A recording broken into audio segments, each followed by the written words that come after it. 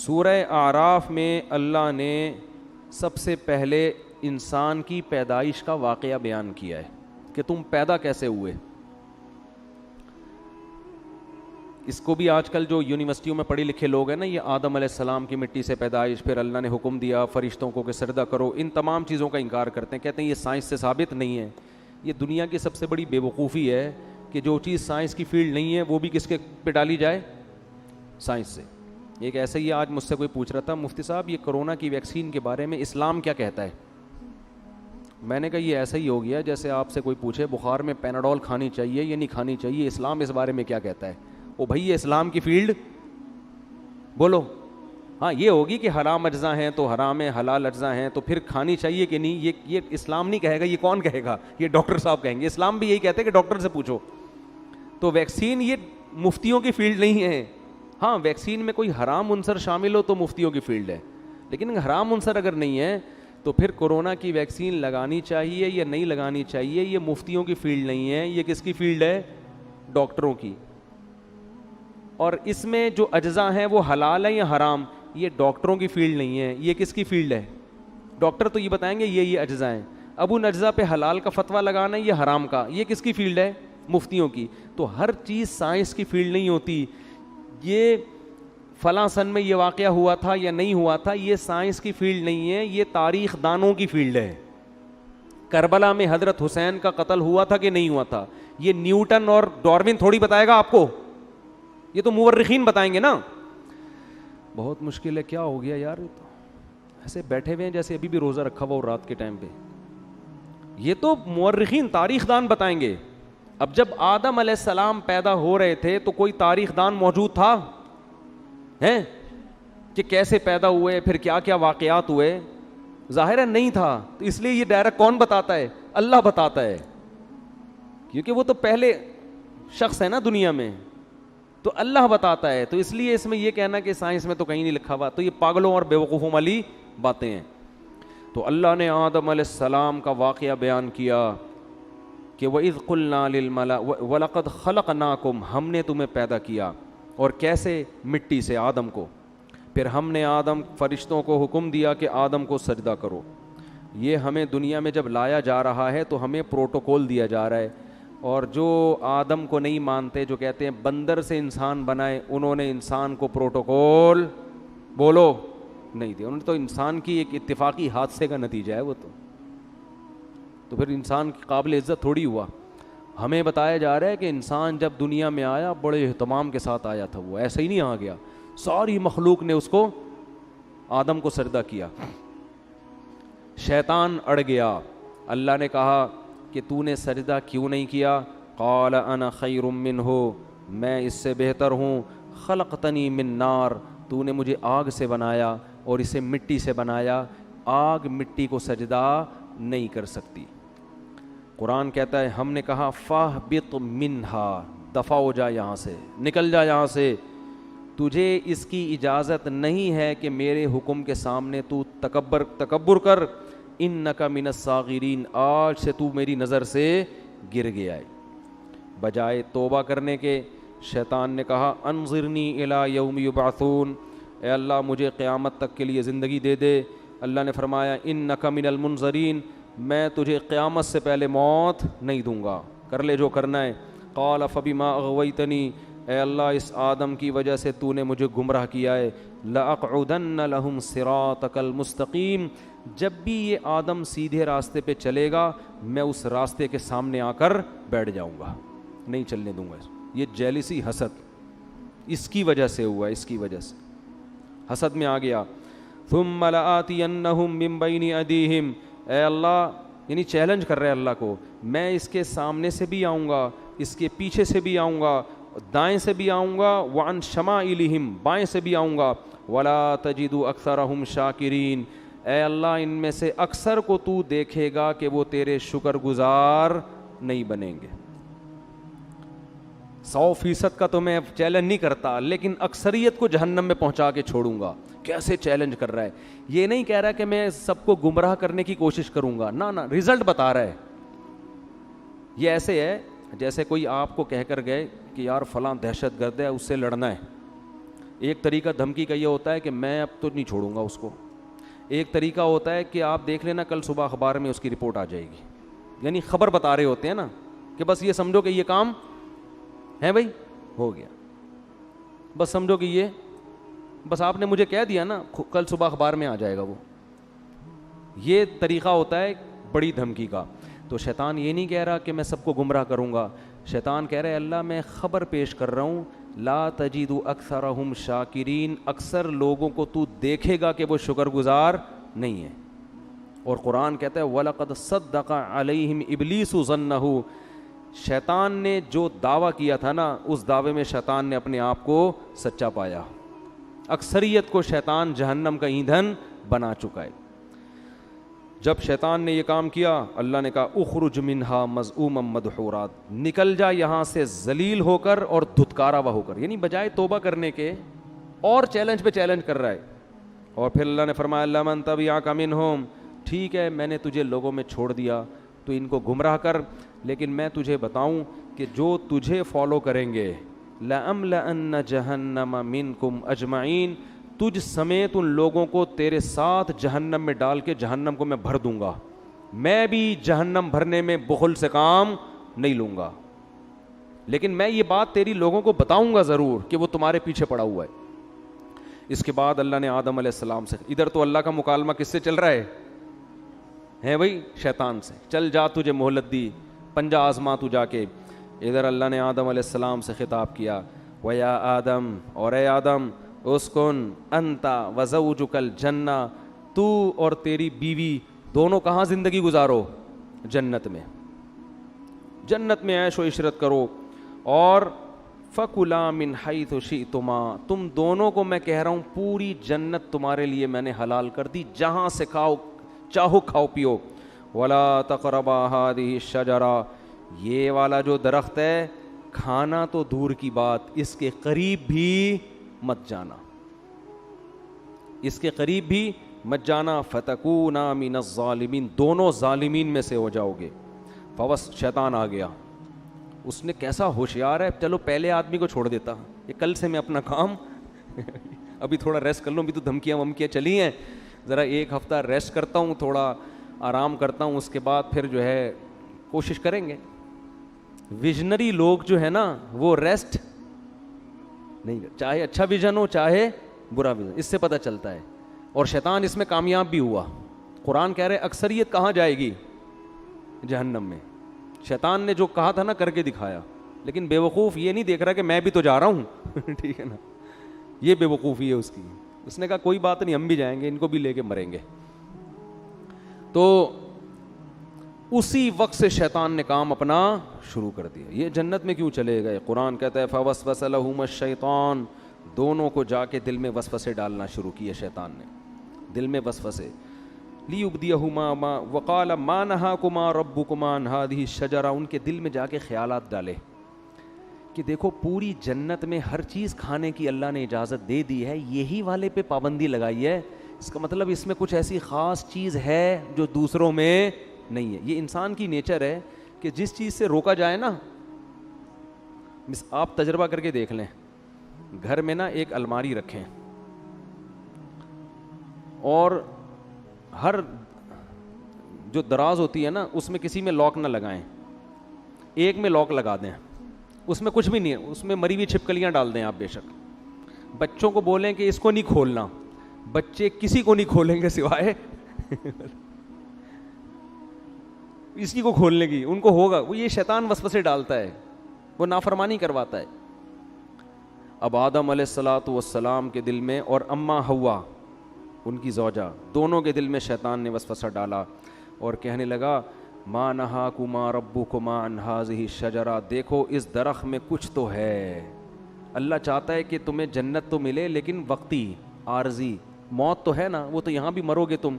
تو لگتا ہے کہ اس درخت میں ایک چیز ہے کہ یہ درخت کھاتے ہی ہمیشہ زندگی, موت, یہ ایسی ویکسین لگ جائے گی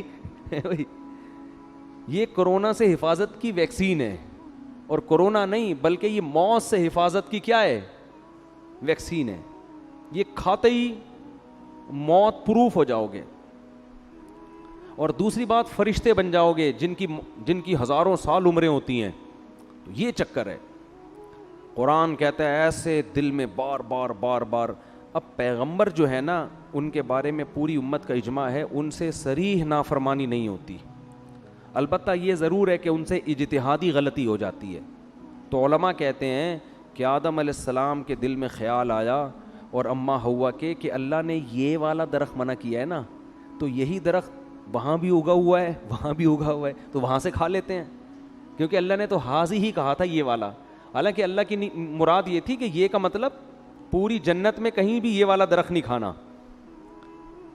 تو آدم علیہ السلام نے تعویل کر لی, اماں ہوا نے بھی, یہ والا کا ہے وہ والا تھوڑی کا ہے, اور شیطان وسوسے ڈال رہا ہے کہ کھا لو بھائی کھا لو بھائی. جا کے قرآن کہتا ہے فلما ذاق الشجرہ, کھانا تو دور کی بات ابھی زبان پہ پھل کو رکھا اور چکھا ہی تھا, فوراً اللہ کی طرف سے پہلا عذاب کیا آیا, وطفقا بدت لہما سوآتہما, اللہ نے دونوں سے جنت کا لباس چھین لیا, دونوں برہنہ ہو گئے. وطفقا یخصفان علیہما من ورق الجنہ, اور شرم کی وجہ سے جلدی جلدی جنت کے درختوں کے پتوں کو اپنے اوپر ڈالنے لگے. دیکھو دونوں میاں بیوی تھے اور میاں بیوی کا آپس میں کوئی پردہ نہیں ہوتا, اس کے باوجود اس سے پتہ چلتا ہے کہ حیا کا تقاضا ہے کہ نارملی عام حالات میں میاں بیوی لباس کے اندر رہیں, ایک دوسرے کے سامنے اپنے سطر کو ظاہر مت کریں. اس سے آپ اندازہ لگاؤ کہ جو ہماری لبرل خواتین جو کسی کی بیوی بھی نہیں ہیں, غیر محرم مرد کے سامنے نارمل حالات میں نیم برہنہ لباس پہن کے گھومتی ہیں, قرآن کی نظر میں وہ کس قدر بے حیا ہیں. یعنی بیوی کو بھی کہا جا رہا ہے کہ نارمل حالات میں جب میاں بیوی کا کوئی ریلیشن نہ ہو اس وقت تو نارمل پراپر ڈریس میں ہونا چاہیے, حالانکہ میاں بیوی کا کوئی پردہ نہیں ہے, لیکن یہ حیا کا تقاضا ہے. اور وہ عورت جو کسی ایسے مرد کے سامنے اپنے جسم کو ظاہر کرتی ہے جو اس کا شوہر بھی نہیں ہے اور نارملی اس ڈریس میں گھومتی ہے, اسکرٹ پہن کے گھوم رہی ہیں, سلیو لیس کپڑے پہن کے گھوم رہی ہیں, اس کا مطلب یہ لوگ آدم علیہ السلام اور اماں ہوا کی نیچر پر نہیں ہے, انہوں نے اپنی خاندانی پرمپرا کو چھوڑ دیا ہے. اصل تو ہمارا خاندان آدم اور ہوا والا ہے نا, یہ اپنے کلچر کو فالو نہیں کر رہے, یہ آدم اور ہوا کی نیچر پہ نہیں ہے, یہ فطرت پہ نہیں ہے یہ لوگ. تو فطرت اس کا تقاضا کرتی ہے کہ میاں بیوی بھی عام حالات میں نارمل حالت میں وہ ایک دوسرے کے سامنے اپنے جسم کو ظاہر کرتے ہوئے شرم محسوس کرتے ہیں. تو اب القرآن کہتا ہے فطفقا یخصفان علی وناداہما ربہما, فوراً رب نے ان دونوں کو پکارا, الم انہکما عن تلکما الشجرہ, کیا میں نے تم دونوں کو منع نہیں کیا تھا یہ درخت مت کھانا, وَأَقُلْ لَكُمَا إِنَّ الشَّيْطَانَ لَكُمَا عَدُوٌّ مُبِينٌ, کیا میں نے کہا نہیں تھا کہ شیطان تمہارا دشمن ہے. اس سے پتہ چلتا ہے کہ اللہ تعالیٰ یہ واقعہ آدم علیہ السلام کو بھی سنا چکے تھے کہ دیکھ آدم سب نے سجدہ کیا ہے, شیطان نے نہیں کیا, اور یہ تمہیں اور تمہاری بیوی کو گمراہ کرے گا. اب دیکھو ہوا کیا ہے, شیطان کو اللہ نے کہا تھا نا کہ سجدہ کیوں نہیں کیا, شیطان نے فوراً لاجک پیش کرنا شروع کر دی, میں بہتر اور یہ کیا ہے, یہ مجھ سے کمتر ہے. لیکن آدم علیہ السلام نے یہ کام نہیں کیا. آدم علیہ السلام نے یہ نہیں کہا کہ اللہ میں جنت میں آیا ہوں, تو نے یہ والا کہا تھا, میں نے وہ والا کھایا, یہ والا تھوڑی کھایا. جیسے بچے نہیں فوراً شروع کر دیتے ہیں, فوراً عذر پیش کرنا شروع کر دیتے ہیں, میں نے یہ والا تھوڑی, میں نے تو وہ والا کھایا ہے. اور دوسری بات یہ کہ ایک دفعہ کھا لیا نا, ابھی کھایا کہاں ہے, وہ تو چکھا ہی تھا ٹھیک ہے نا, کھایا کہاں ہے, ابھی تو زبان پہ رکھا تھا, کھانے دیا کہاں تو نے. دوسری بات یہ کہ اللہ جب تو نے پوری جنت میرے لیے حلال کر دی تو ایک درخت پہ پابندی لگانے کا کوئی فلسفہ میری سمجھ میں آتا ہے نہیں. ٹھیک ہے آئندہ میں احتیاط کروں گا, نہیں کھاؤں گا, لیکن یہ مائنڈ میں آنے والی بات ہے نہیں آ رہی بات. آج یہی ہو رہا ہے نا, شریعت عورت کو حکم دے رہی ہے پردہ کرو. خواتین کہتی ہیں ایکچولی پردے کی معاشرے میں ضرورت کیا ہے, مرد کی آنکھوں میں حیا ہونی چاہیے. یہ ان لوگوں کا کام ہے جن کے دلوں میں خدا کا خوف نہیں ہے, جیسے کہ شیطان کے دل میں نہیں تھا. اللہ نے حکم دیا, نبی نے حکم دیا داڑھی بڑھاؤ, رکھ لو بھائی داڑھی, نہیں رکھتے توبہ استغفار کرو, نہیں. ایکچولی وہ تو اس دور کا کلچر تھا, ایکچولی وہ تو یوں تھا, ایکچولی وہ تو یوں. اسلام کو داڑھی میں تھوڑی پورا اسلام رکھا ہوا ہے. اصل تو انسان کا کردار اچھا ہونا چاہیے, اخلاق اچھے ہونے چاہیے, دل نہ دکھاؤ. اور بھائی داڑھی رکھنا فرض ہے. اللہ نے موسیٰ علیہ السلام کو کوہ طور پہ بلا کے حکم دیا تھا کہ یہودیوں سے کہیں داڑیاں رکھیں, داڑھی مت کٹائیں. ہمارے نبی کی بخاری مسلم کی حدیث ہے, یہود و نصارہ کی مخالفت کرو, داڑھی بڑھاؤ. تمام پیغمبروں کی داڑیاں تھیں, تمام پیغمبروں کی. لیکن آپ دیکھ لو ہمارا لبرل طبقہ ایکچولی یوں ہے, اچھے دل میں ہو, داڑھی اندر ہونی چاہیے, اندر نہیں باہر بھی ہونی چاہیے داڑھی. اندر کا کوئی فائدہ نہیں ہے, باہر داڑھی پراپر ہونی چاہیے. نہیں رکھی جاتی توبہ استغفار کرو, اللہ سے مانگو, اللہ کے حکم کو تبدیل مت کرو. تو ہر چیز میں ایسا ہی ہو رہا ہے کہ پردے کے معاملے میں آپ دیکھ لو, اور دوسری شادی میں بھی یہی ہو رہا ہے. بات آ گئی ہے تو جلدی سے تھوڑی سی کر کے نکلتا ہوں آگے. بھائی 4 شادیوں کی اللہ نے مرد کو اجازت دی ہے کہ اگر وہ عدل کر سکتا ہے تو کرے.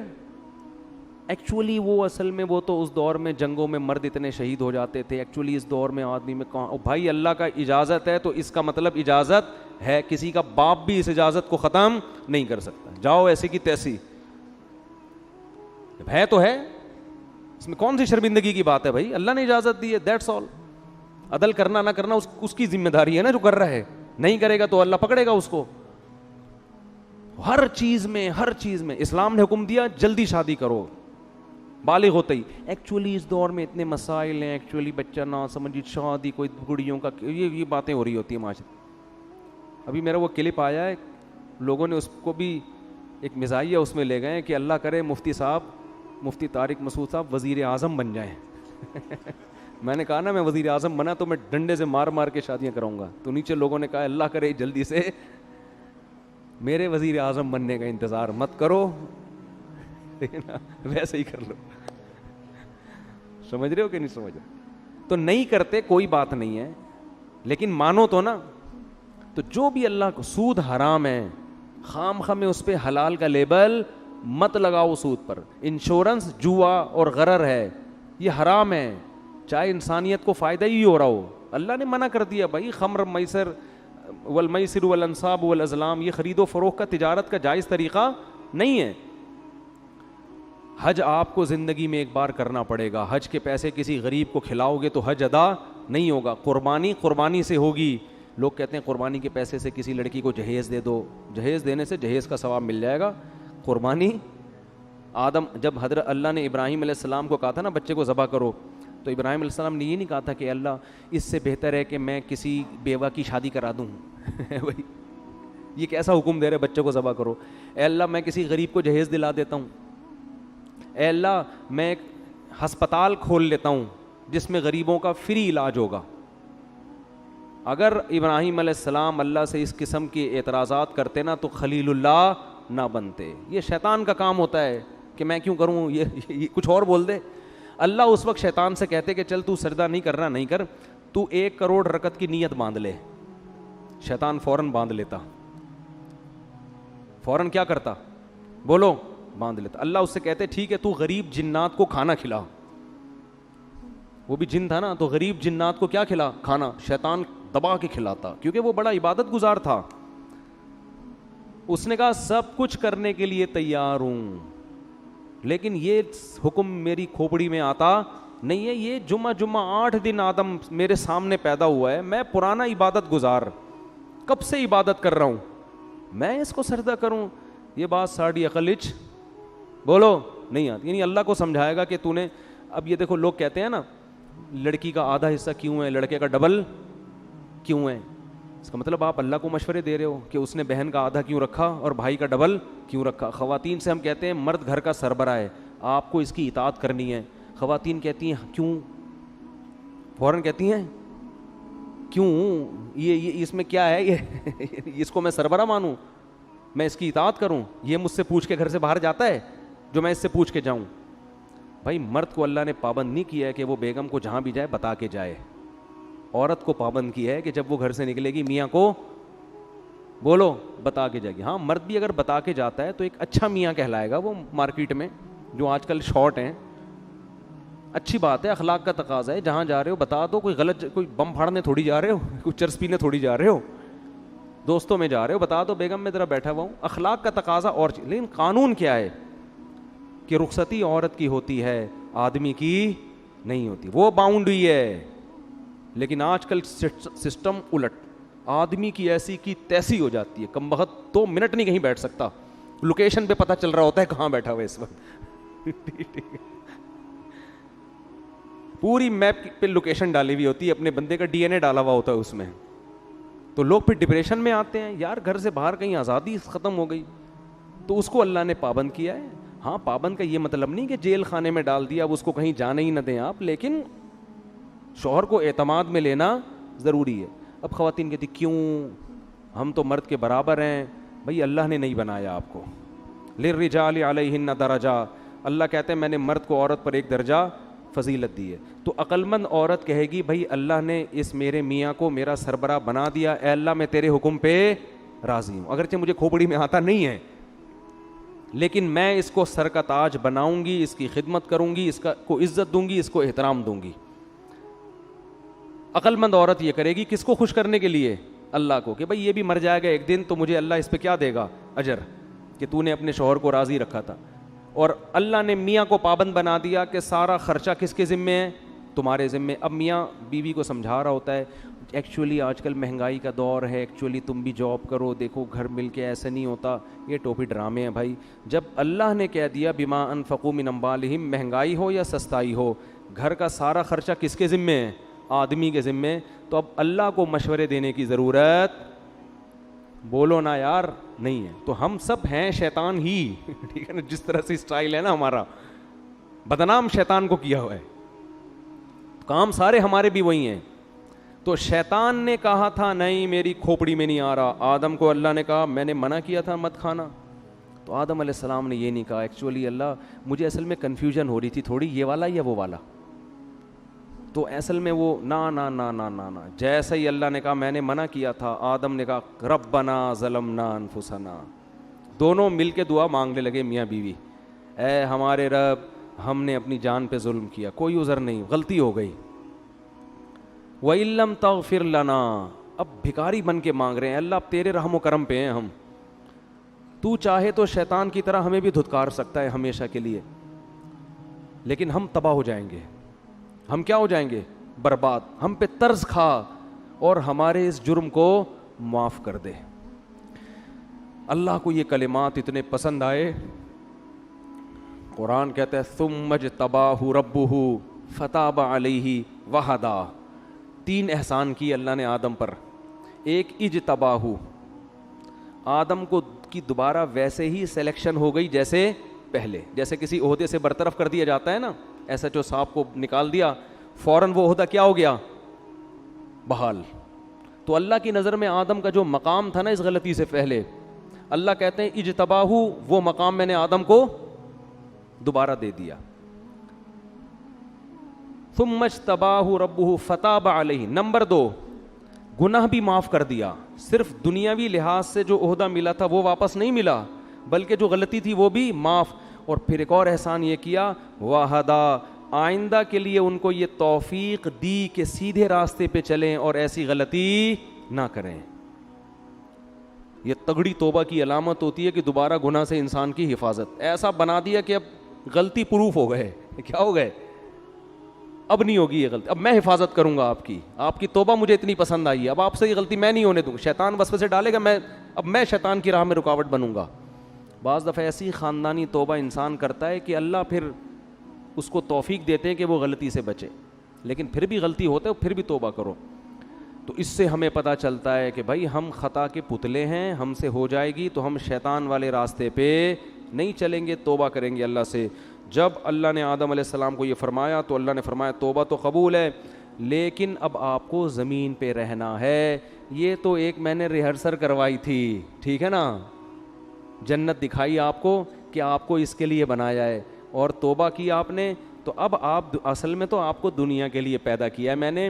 اب آپ دنیا میں جاؤ گے اور آپ کی اولاد پیدا ہوگی, جو جنت میں مزے تھے وہ اب آپ کو نہیں ملیں گے, اور آپ جا کے یہ اعلان کر دیں اپنی آنے والی نسلوں میں کہ جو دوبارہ اس جنت میں جانا چاہتا ہے وہ اپنے آپ کو غلطیوں اور گناہوں سے بچا کے. اب یہ فری میں نہیں ملے گی, یہ محنت پہ ملے گی. ابھی تو میں نے آپ کو فری میں دے دی تھی, ٹھیک ہے نا, اب یہ جنت دوبارہ فری میں نہیں ملے گی. جزاء بما کانوا یعملون, جو عمل کرے گا اس کو ملے گی, اور جو عمل نہیں کرے گا وہ اس جنت سے محروم. پھر اللہ نے اس واقعہ سنانے کے بعد فرمایا یا بنی آدم لا یفتننکم الشیطان کما اخرج ابویکم من الجنہ. اے بنی آدم, اے انسانوں, دیکھو شیطان تمہیں اسی طرح ورغلا کے جنت سے محروم نہ کر دے جیسے اس نے تمہارے باپ آدم اور حوا کو نکلوایا جنت سے. سمجھ میں آ رہی ہے بات کہ نہیں آ رہی؟ اللہ ہمیں تنبیہ کر رہے ہیں کہ آدم کو تو جنت میں جاتے ہی پیچھے پڑ گیا تھا, تو تم بھی جب بالغ ہوتے ہو نا اور احکام کے مکلف ہوتے ہو, اسی وقت شیطان تمہارے پیچھے پڑ جاتا ہے. اور اللہ نے فرمایا انہ یراکم ہوا وقبیلہ من حیث لا ترونہم. شیطان اور اس کے شتونگڑے یہ تمہیں اس طرح سے دیکھ رہے ہیں کہ تم اس شیطان کو دیکھ نہیں سکتے, یہ تمہیں نظر نہیں آتا. اس میں اللہ نے جواب بھی دے دیا کہ ہو سکتا ہے یونیورسٹی کے کسی پروفیسر کو اعتراض ہو کہ وہ شیطان ہے کہاں, ہمیں تو نظر آ نہیں رہا. تو اللہ نے فرمایا کہ وہ تمہیں نظر نہیں آئے گا لیکن شیطان کو تم نظر آ رہے ہو. یہ ایک حقیقت ہے, ہر چیز سائنس ٹریس نہیں کر سکتی. شیطان مادی چیز نہیں ہے, اور سائنس کا جو ٹاپک ہے نا وہ مادی چیزوں پہ ہے. بہت سی اور اللہ نے ایسی مخلوق پیدا کی ہے جو ہمیں نظر نہیں آتی, وہ ہماری لیبارٹریوں میں ٹریس ہی نہیں ہو سکتی ہے. تو اللہ نے فرمایا انہ یراکم ہوا وقبیلہ, شیطان اور اس کے قبیلہ تمہیں جس طرح سے دیکھ رہا ہے تم اس کو بولو نہیں دیکھتے. اور اللہ نے آگے بس بھی آیت پڑھ کے اپنے بیان ختم کرتا ہوں. فرمایا انا جعلنا الشیاطین اولیاء للذین لا یؤمنون, ہم نے شیطان کو ان لوگوں کا دوست بنایا ہے جن کا آخرت پر ایمان کمزور ہوتا ہے. اگر جنت پر آخرت پر ایمان مضبوط ہو, اس کا استحضار ہو, تو شیطان کا وار پھر آسان نہیں ہوتا. تو اس سے پتہ چلتا ہے کہ شیطان کے شر سے بچنے کے لیے یہ ضروری ہے کہ موت کا, قبر کا, آخرت کا استحضار کیا جائے, بار بار سوچا جائے کہ ایک دن آئے گا, ہمیں اللہ کے سامنے حساب دینا ہے. اور اسی سورہ اعراف میں اللہ نے فرمایا کہ جو لوگ آخرت کو بھول کے بیٹھے ہوئے ہیں نا, الیوم ننساہم کما نسوا لقاء یومہم ھذا, آج کے دن ہم ان کو ایسے ہی بھول جائیں گے جیسے یہ دنیا میں حساب کتاب کے دن کو بھول گئے تھے. پھینک دیں گے ہم ان کو آگ میں اور بھول جائیں گے ہم, کیونکہ انہوں نے دنیا میں حساب کتاب کو یہ بھول گئے تھے. تو اس سے پتہ چلتا ہے بھائی کہ ہمیں حساب و کتاب کے دن کو بار بار یاد رکھنا ہے. گھروں میں اس کا تذکرہ کیا کریں, دوستوں میں تذکرہ کیا کریں. بھائی ایک دن حساب و کتاب کا آنے والا ہے. پیغمبروں کو اللہ عدالت کے کٹہرے میں کھڑا کرے گا, ہم اور آپ کس کھیت کی مولی ہیں بھائی. تو بار بار جب اس کا استحضار ہوگا نا بھائی حساب کتاب, یہ آپ کو موٹیویٹ بھی کرے گا اور غموں سے نجات بھی دے گا. کسی نے آپ پہ ظلم کیا, پیسے لے کے بھاگ گیا, اب وہ میرے انگوٹھے جو وہ سبزی والے کے جو انگوٹھے میں لے کے بیٹھا ہوا تھا, مجھے تسلی کس سے ہوئی بھائی ایک دن حساب و کتاب کا آنے والا, مل جائیں گے آخرت میں وہ سبزی والا, بولو ملے گا. میں بولوں گا بیٹا کہاں ہے پیسے نکال. اب پیسے تو نہیں ہوں گے, اپنی نمازیں دے دے مجھے, ٹھیک ہے نا, میرے گناہ اپنے اوپر لاد لے. تو یہ حساب و کتاب, کوئی بھی کسی پہ ظلم کر رہا ہے, اللہ کہتے ہیں لا تحسبن اللہ غافلا عما یعمل الظالمون, ظالمین جو کچھ کر رہے ہیں اللہ کو اس سے غافل مت سمجھو. انما یؤخرہم لیوم تشخص فیہ الابصار, اللہ ایسے دن کے لیے مہلت دے رہا ہے جس میں آنکھیں کھلی کی کھلی رہ جائیں گی. تو ایگریمنٹ توڑنا طاقتور کے لیے بہت آسان. تو اللہ قرآن میں کیا فرماتے ہیں کہ لا تحسبن اللہ غافلا, فرعون نے کیا کچھ نہیں کیا تھا, تو اللہ فرماتے ہیں دنیا میں کہیں بھی کسی پہ ظلم ہو رہا ہے تو اللہ کو غافل مت سمجھو. پھر اے اللہ تو حساب لیتا کیوں نہیں ہے؟ اللہ فرماتے ہیں یوم تشخص یؤخرہم, ہم نے ایک ٹائم متعین کیا ہوا ہے. حلیم ہے اللہ, بردبار ہے, جلد باز نہیں ہے. فوراً اگر ہو تو پھر تو سارے انسان کے بچے بن جائیں. کیا خیال ہے بھائی؟ پھر آزمائش تھوڑی ہو, ادھر کوئی زنا کرے ادھر چھت گر جائے اس کے اوپر, تو فوراً لوگ زنا چھوڑ دیں. یار ادھر جرم کرو فوراً سزا ملتی ہے, نا نا نا, قرآن کہتا ہے سزا کے لیے ایک دن ہم نے متعین کیا ہوا ہے. اللہ تعالیٰ سے دعا ہے اللہ سمجھنے کی اور عمل کرنے کی توفیق عطا فرمائے. وما علینا الا البلاغ.